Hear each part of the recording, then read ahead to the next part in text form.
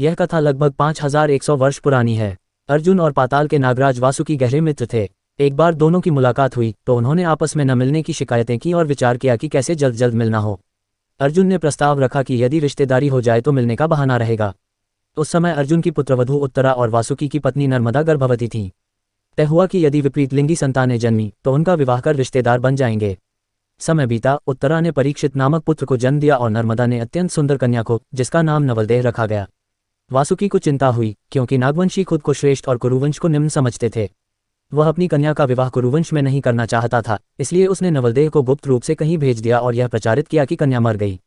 वासुकी को कुछ समय बाद गलित कुष्ठ हो गया और ज्योतिषियों ने बताया कि यह अर्जुन के साथ विश्वासघात का परिणाम है।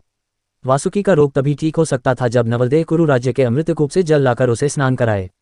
नवलदेह को यह सत्य पता चला और वह जल लेने गुप्त रूप से निकल पड़ी। जब परीक्षित को अपने गुप्तचरों से पूरी घटना का पता चला तो उसने नवलदेह को रास्ते में रोककर उसे अपनी मंगेतर बताया और विवाह का प्रस्ताव रखा। नवलदेह भी पिता के वचन और परीक्षित से मोहित होकर विवाह का मन बना चुकी थी। उसने कहा कि पहले वह अपने पिता का कुष्ठ रोग ठीक कर दे, फिर विवाह करेगी। दोनों ने वचन दिया। नवलदेह जल लेकर वासुकी के पास गई और जब उसने जल से वासुकी को स्नान कराया तो गलती से पैर का अंगूठा दबा लिया, जिससे वहां तक जल नहीं पहुंचा और थोड़ी सी जगह पर कुष्ठ शेष रह गया। नवलदेह ने दुखी होकर दोबारा जल लाने का प्रस्ताव रखा, पर वासुकी ने मना कर दिया। नवलदेह ने फिर भी जल लाने का निश्चय किया और इस बार वह परीक्षित से विवाह कर लौटी। इसके बाद की घटनाओं का कोई उल्लेख नहीं मिलता। ऐसा माना जाता है कि वासुकी धरती पर ही कहीं आ गया था, क्योंकि नागवंश उस समय शक्तिशाली था और तक्षक नाग तक्षशिला का राजा था।